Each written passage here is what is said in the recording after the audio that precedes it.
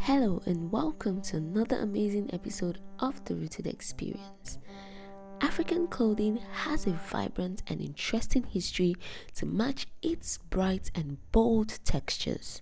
This history stretches back 75,000 years. It is believed that these materials were mainly used in the form of aprons or robes tied or draped across the body. In all instances except the villages, these traditional garments have been replaced by Western clothing introduced by European colonialists. Every textile expresses the individuality of a place in a way that is completely unique, taking us on a journey through the fascinating history of the motherland. By the clothing of our ancestors, the patterns and the unique and intricate colors, they all tell a story.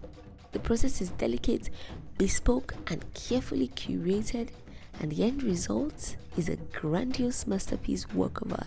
Just a quick one before we get started.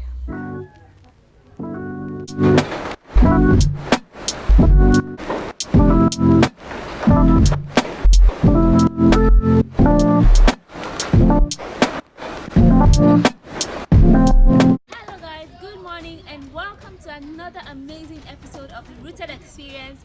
I'm right here in the village in Tamale, and today I'm going to be showing you a very interesting process of making the traditional cloth. The thread cloth is used to make bangma.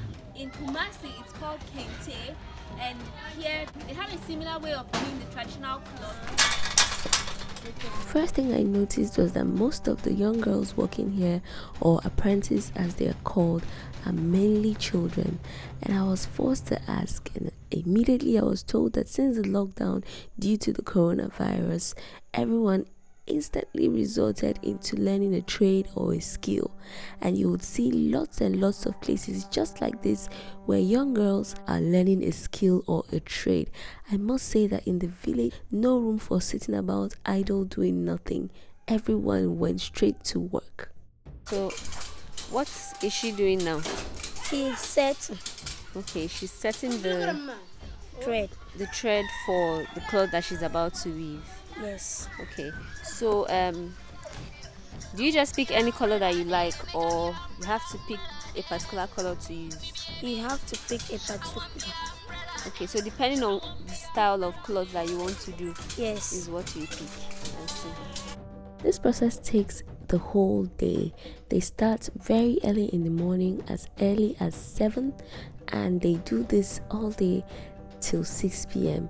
and it's repeated again. I must say I was impressed and fascinated at the amount of skill and effort it takes to do one piece of clothing.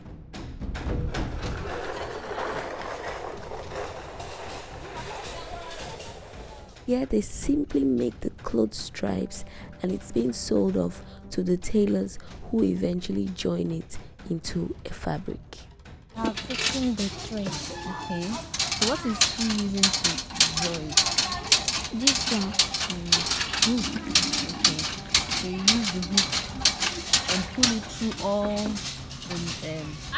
the lines. Yes. Then it's going to take a long time. Yes. While she finishes here, she come here and fix it. Through this space. Yes. Wow. She used this hook and fix it again.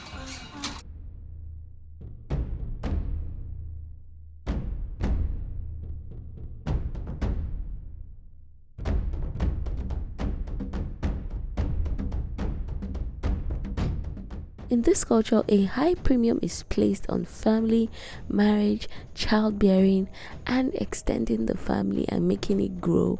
And as such, girls get married as young as 16 years old.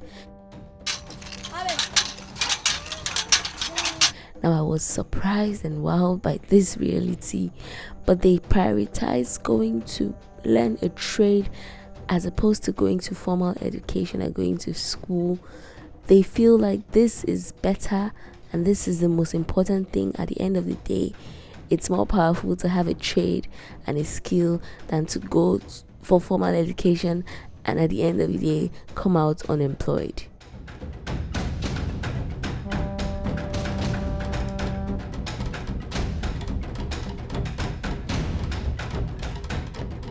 It is not uncommon to see young girls drop out of school to get married and immediately switch over to learn a trade.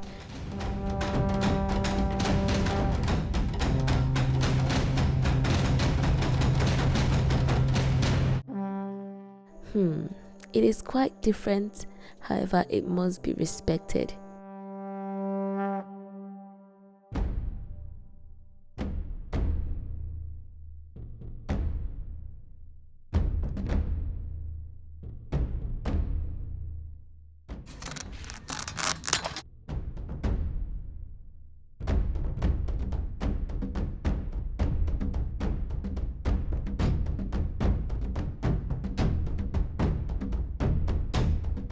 Now, once a bundle of clothing is completed, it is folded and sold off to the tailors, who are predominantly male, with their male apprentice. So this is how they join the pieces. Okay. To form the small pieces like this. Whilst they have a sewing machine, most customers prefer the handmade version because it is said to last longer due to the thickness of the thread used to sew it. And after a lot of time and effort, sweat, blood and tears, this beautiful masterpiece is nearly completed. Hands are added and it's giving a nice flare and hemming, and my goodness, isn't it just beautiful?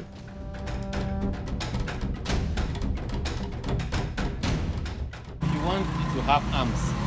So this is the arm that he's doing. We already finished with this one, so he's not sewing the arm.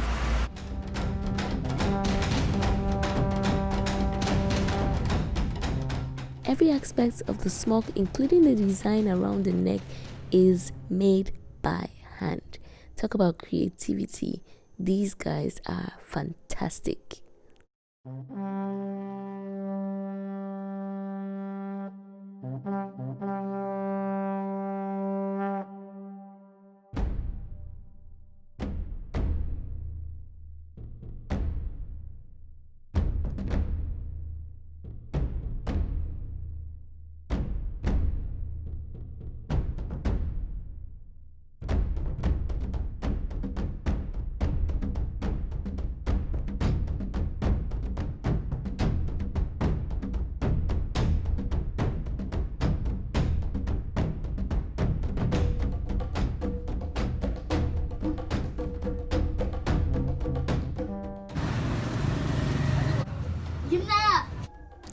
And I was lucky enough to have this precious little boy model the outfit for me.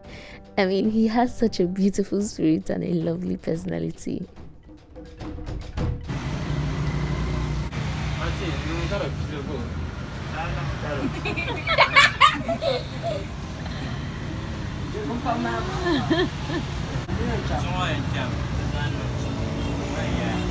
There are meanings attached to wearing of the hat. So when you wear a hat like this, straightforward, it means that we have no size.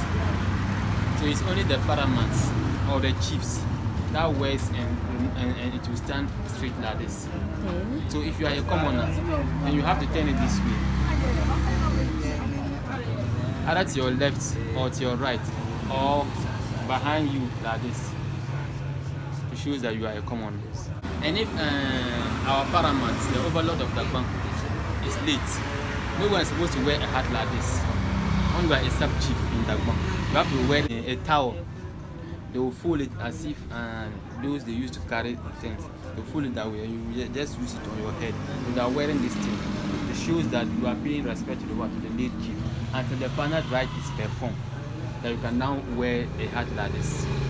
Thank you guys so much for watching. If you enjoyed this episode, don't forget to like and share, and I'll see you in my next one.